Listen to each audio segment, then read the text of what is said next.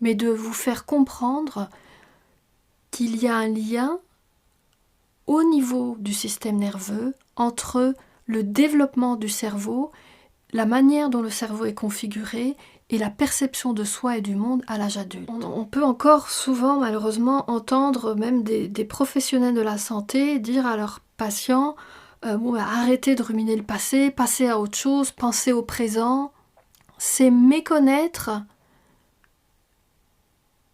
l'impact de ces problématiques d'enfance sur la structure du cerveau de l'adulte. Donc ces personnes en souffrance sont victimes de leur structure neurobiologique avant tout. C'est pas de la mauvaise volonté que de se plaindre de son passé ou de continuer de vivre les mêmes échecs récurrents. Donc première chose.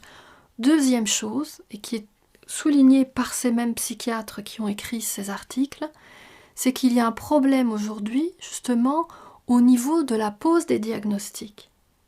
Parce que concrètement, lorsqu'une personne aujourd'hui va voir un médecin ou un psychologue ou un psychiatre ou n'importe quelle autre personne qui est habilitée à poser un diagnostic, alors la personne va recevoir un diagnostic de dépression ou de syndrome bipolaire ou de je ne sais quoi, de troubles d'addiction, troubles de la personnalité, allez-y là, mettez-en autant que vous voulez.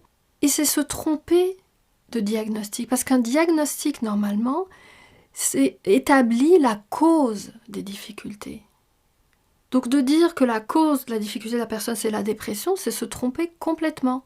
Parce que la dépression ou le trouble psychiatrique, quel qu'il soit, est une conséquence de cette structure neurologique dont la cause initiale est la maltraitance ou la négligence. Donc ce que ces psychiatres dénoncent, c'est que énormément de diagnostics sont posés qui sont de faux diagnostics, qui ne tiennent pas compte de la racine du problème.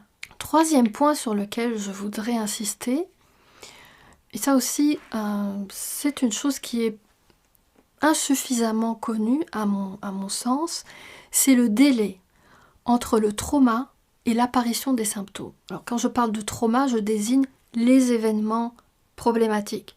Ici, en l'occurrence, la maltraitance et la négligence. Donc le délai entre les événements et le développement d'un trouble et donc l'apparition des premiers symptômes peut être de plusieurs années. En fait, on ne sait pas quelle est la durée maximale qui peut exister entre les événements et les conséquences de l'événement.